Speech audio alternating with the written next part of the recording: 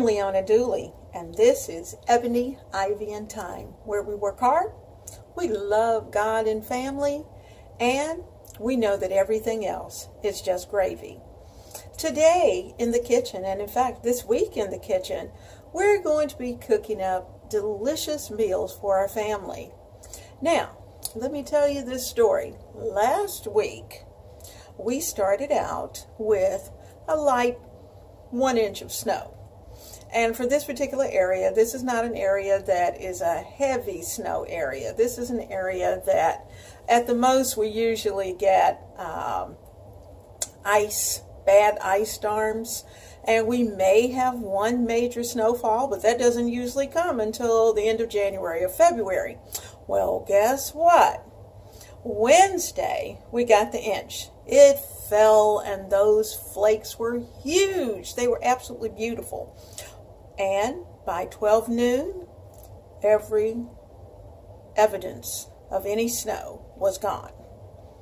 However, Sunday morning, the snow started to fall, and it fell, and it snowed, and it snowed, and it continued to very late in the evening on Sunday. And when it stopped, we had a total snowfall of around 11.5 to 12 inches. And for Richmond, Virginia, that was a record breaker. We had not had that much snow in the month of December since 1908. How about that? Who knew? So, this week, we're cleaning up snow. And as much as I love it, I don't want to shovel it. So, anyway, we've got things to do. We've got shopping to do. We've got presents to wrap. And we've got all kinds of fun places and events to go to. So, without further ado, let's get started on tonight's dinner. This week in the kitchen, I figured out that considering we have some interesting weather, I am just going to use whatever is in my pantry and refrigerator and freezer, and I'm just going to take it easy. I'm also going to do some baking, so get ready. Notice over on the grocery side, look at how empty it is. Ooh, voila! No expense. I love it. I don't know about you, but I'm going to need some room in my freezer. And I have been making large casseroles. Remember, I did the macaroni and cheese. I did a chicken spaghetti. And those large casseroles are really starting to take up space. So, what I am going to do tonight is that I'm going to use some of my smaller containers to put together a delicious soup for dinner. I'm going to prepare some cornbread, and we're going to have soup and cornbread and maybe a small salad on the side. So I'm going to place this into the crock pot because I am wrapping. I am doing a lot of Christmas wrapping. And so I need to continue with that. So I am going to start the process.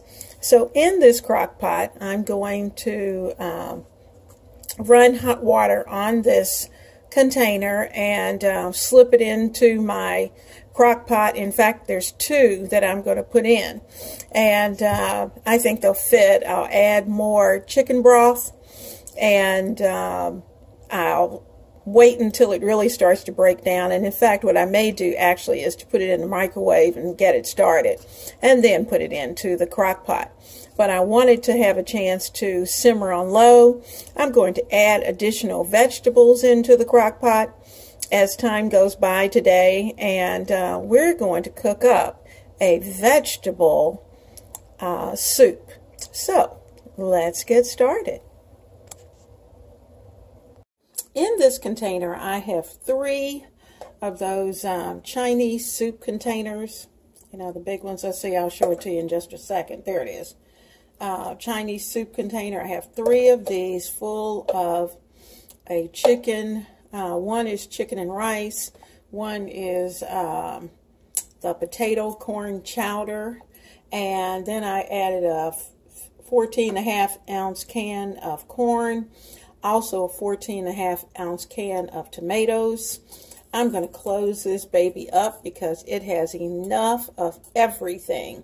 So when all of this starts to boil and bubble, I'll put it started out on high and then turn it down to low. And by dinner time, it's going to be bubbly, hot, and ready. With this, we'll have some cornbread and dinner is served. Well, tonight's soup is bubbling for dinner, and we're ready to cut into some hot cornbread and have a nice, comforting meal. Have a great dinner and enjoy your family.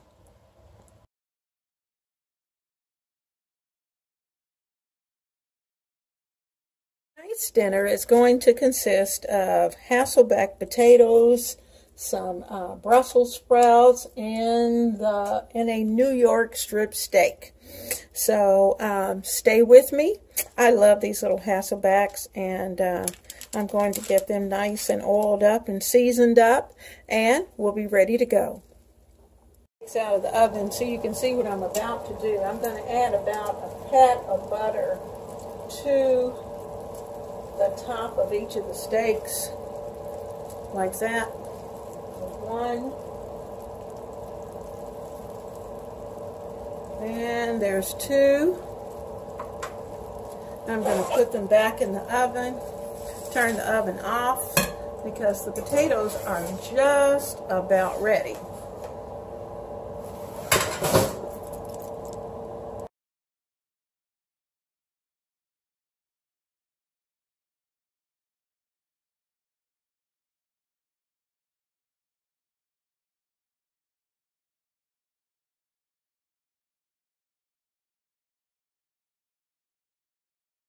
Good morning. Can you tell what I'm going to be doing today? I just wanted to show you what I have going on in my area. And today was one of those days. It's kind of dreary and rainy. And I thought, hey, I'm going to start early. I've got some baking to do for the holiday. I've got the flour. And I want you to pay close attention to this flour container because it is actually a pretzel container that I keep all of my flour in. Now, sometimes, depending upon those things that I'm going to be baking, I may actually mix bread flour and all-purpose flour for bread. And I decided that I'm going to try a different brand. So I'll let you know what the brand is and get back to you toward the end once I see how nice and light this bread is going to be. I've got my favorite yeast, which is Saf. I buy it on Amazon. I've got it linked below. But I tell you what, it stays in my freezer, and I always have fresh yeast. I also have my favorite bowl, and this is going to be one of those breads I'm going to put together because it's a little chilly. I'm going to put it together. I'm going to place it in my microwave and let it rise the first time, and from there I'll continue to walk you through the process. Now, in this bowl, I'm going to add in 1.5 cups of warm water. I put it in the microwave on about a minute just to take the chill off. And that's 1 cup. And I'm going to put in about 1/2.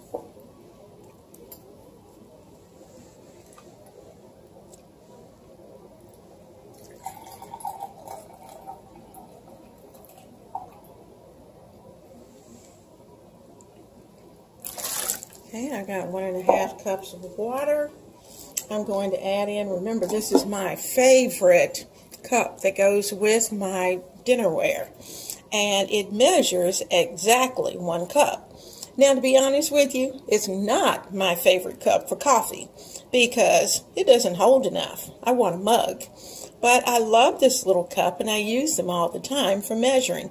And in fact, one of these stays in my sugar container, one of these stays in the flour container. So, without further ado, I'm going to add 3 and about a half a cup of flour into the water. I have 3 cups in the container, and I'm about to put in the half cup. Okay. Also in here, I'm going to need 1 teaspoon of salt. Okay, I'm going to add in the teaspoon of salt. I'm going to place it on one side, and I'm going to add in a scoop of, and I have a special spoon for my yeast that I bought this year, and I'll show you what it is. I have what's called a yeast spoon. This yeast spoon is really cool because for 1 packet of yeast, it's 2 1/4 teaspoons of yeast.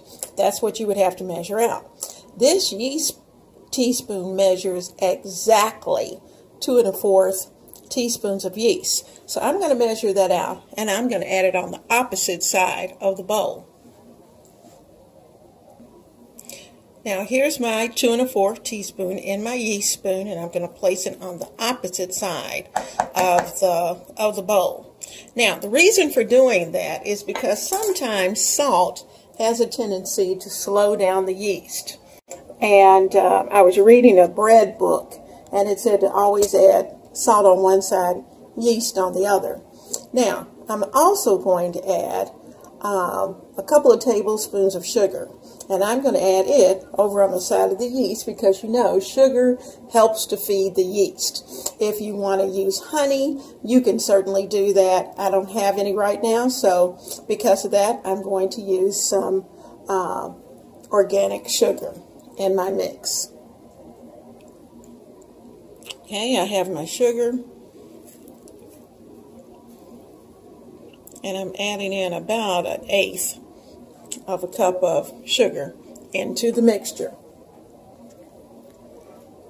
Now you can leave the sugar out if you like, or the honey out if you like, but I'm telling you the bread will taste better with a little bit of sugar in it. Now, with a wooden spoon, I'm going to use the back of the spoon. Here's the spoon. I'm going to try to get you a little farther. Oops, not that close. Now, so you can see, here's the spoon, here's its end. That's the part I'm going to mix with, is the end. I'm also going to add in here a melted tablespoon of butter. And once I've done that, then I'm going to start to mix. In the center of my bowl, I'm going to add that tablespoon of butter that I melted. And I'm going to flip to the back of the spoon down here, and I'm going to stir. I love this recipe because it's so easy, and it just starts to come together. It's going to get a little stiff on you. That's okay.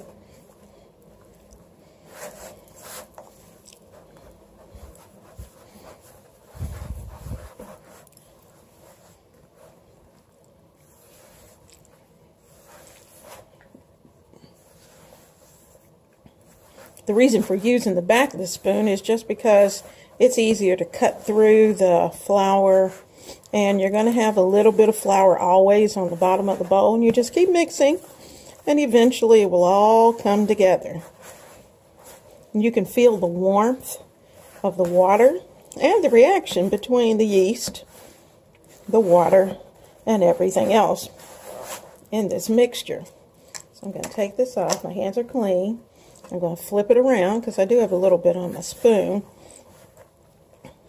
And I'm going to just keep folding those in.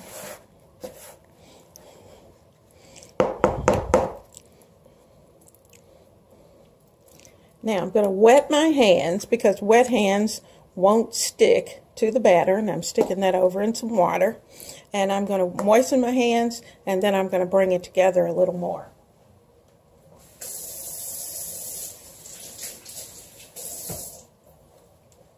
Okay, the hands are wet,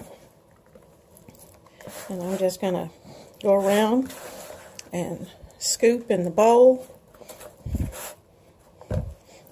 bring it all together.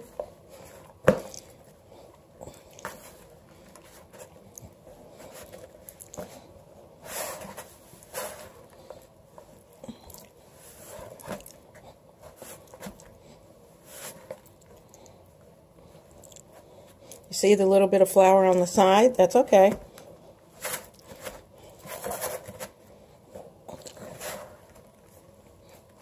We're still working it.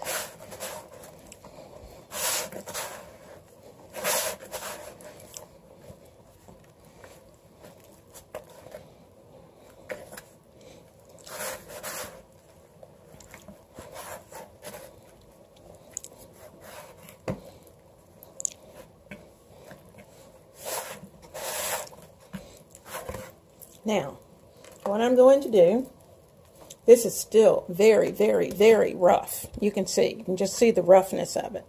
And what I'm going to do is that I'm going to oil this bowl. This is where it's going to stay. I'm going to oil this bowl. I'm going to oil the top of the bread. I'm going to cover it, put it in the microwave for about 2 hours. And the microwave is off. It's just a good environment. It doesn't allow any air drafts. And the bread is allowed to rise. Okay, I'm just using my olive oil from Trader Joe's. And turn around. Put a little oil on the top. And then just kind of roll the dough around in there.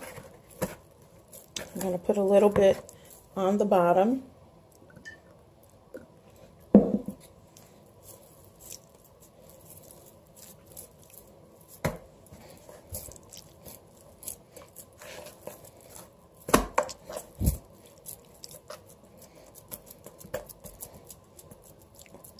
And I'm going to cover it with the top and leave a little air gap so that any gases can escape. And like I said, for the next 2 hours, it's going to sleep in the microwave.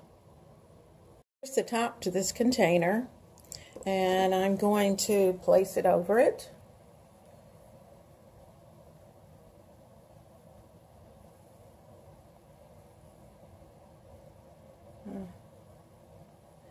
Alright, I have the top on it. I'm going to close it until I get right here to the lip. And I'm going to leave that lip loose. Now this, we can say night-night to, because it's about to go into the microwave.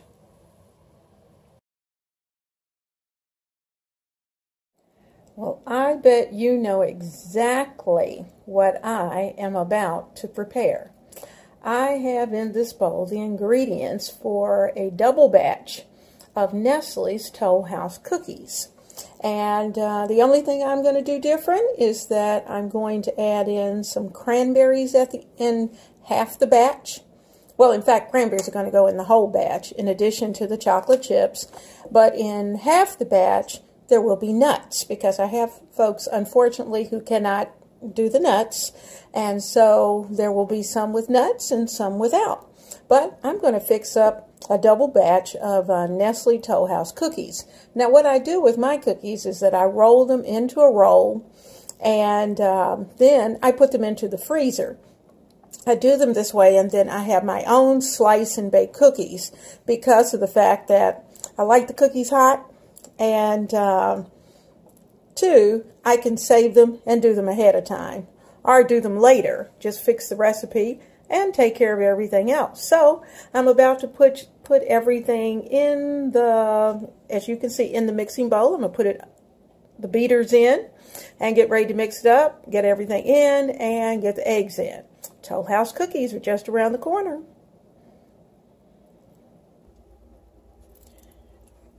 Now I am going to put in this mixer 2 sticks of butter, and an entire cup of Crisco.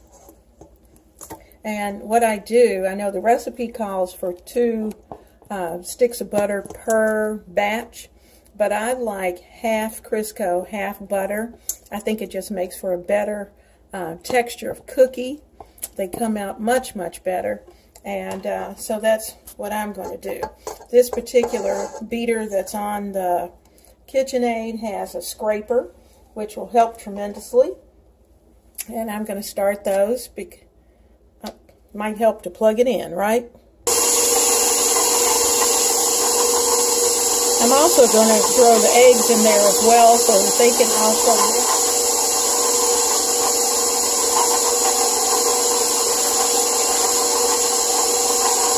I needed 2 eggs per batch.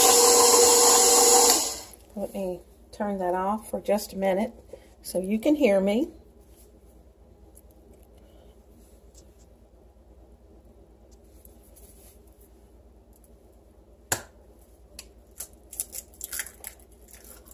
Now what I'm going to do is to go ahead and crack those eggs over here in the bowl so that I can just pop them into the mixture.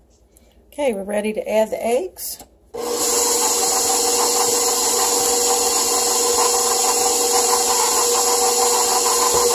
And it's always good to kind of incorporate all of that before you add in the next one.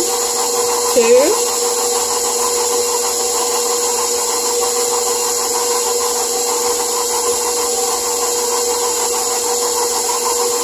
Turn this up just a little bit. There we go. 3.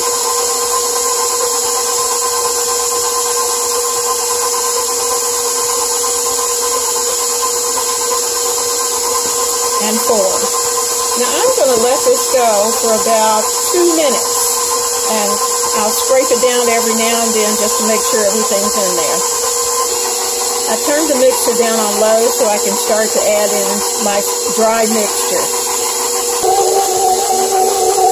As you can see, this bowl is pretty full. I'm barely able to keep everything in there. And done. Now, they're ready.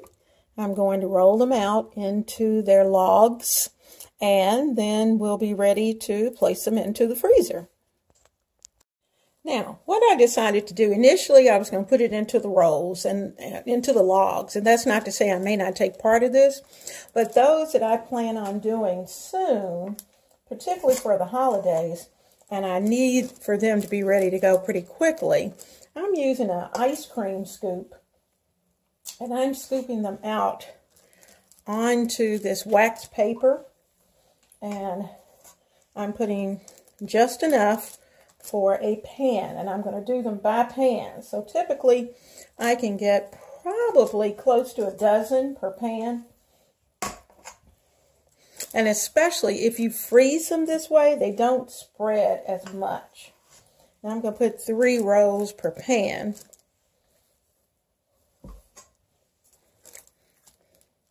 So I got 1 more row.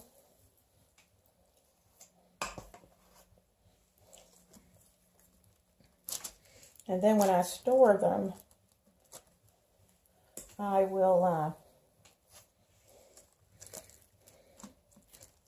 two more.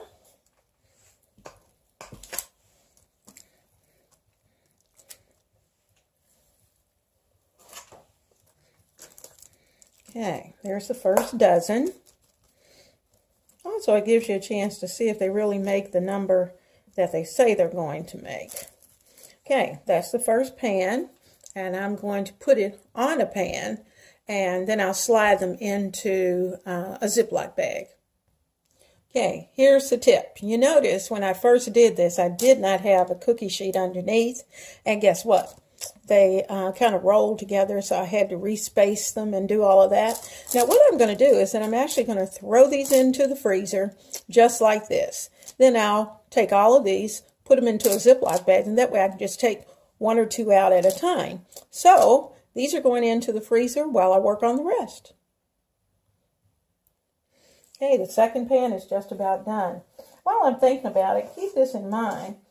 If you're going to add nuts, and you may have some people at your Christmas party who are nut sensitive, be sure to make that last batch that you put out, your nut batch, because you don't want to mix the nuts into any part of the other part of the mixture, the first part of the mixture.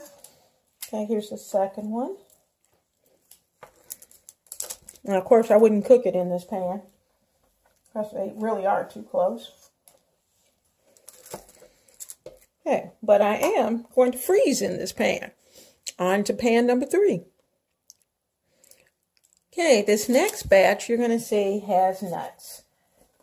And add your favorite nuts to the batch. It can be almonds, walnuts, pecans, whatever you like. The world is your oyster.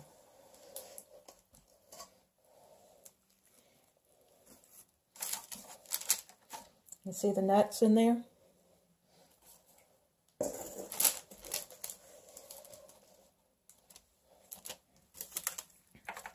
Makes them a little more crumbly, but that's okay. Just kind of squeeze them in. Because once they freeze, they'll stay. And the good news is that once they get into the oven, they stay very well because they start off frozen.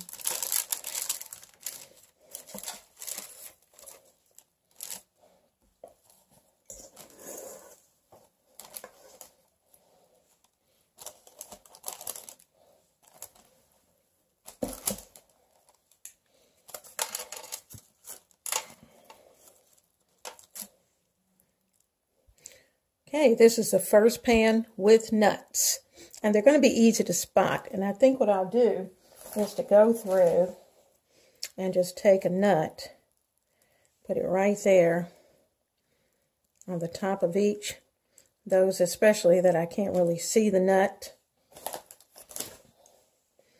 And that way they'll be easy to identify. And I'll store them separately so that they won't get mixed up.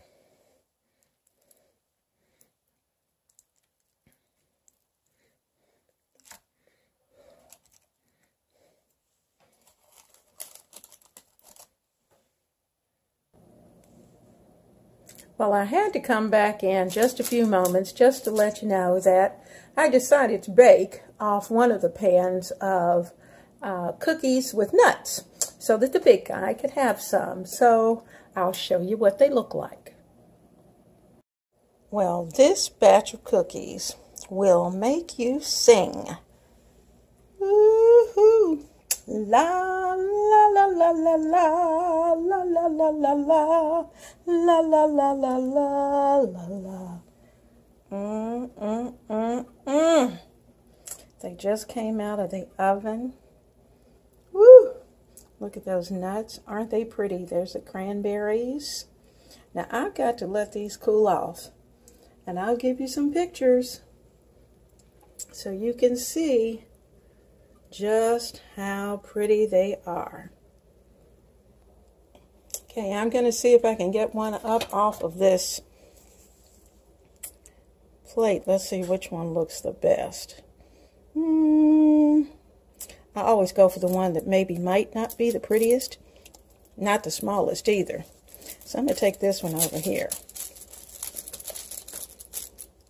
And let's face it, he may not be the prettiest one, but guess what? I already know he's good.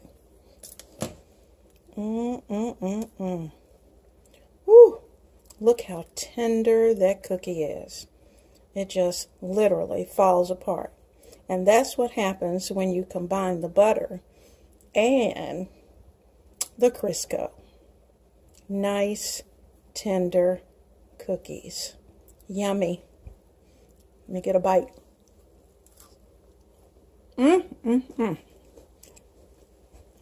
I'm dancing.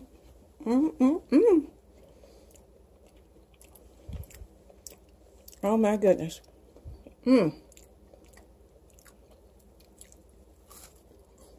They are delicious.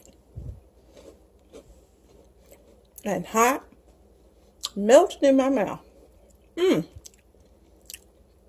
Have fun blessing your family with lots of Christmas goodies.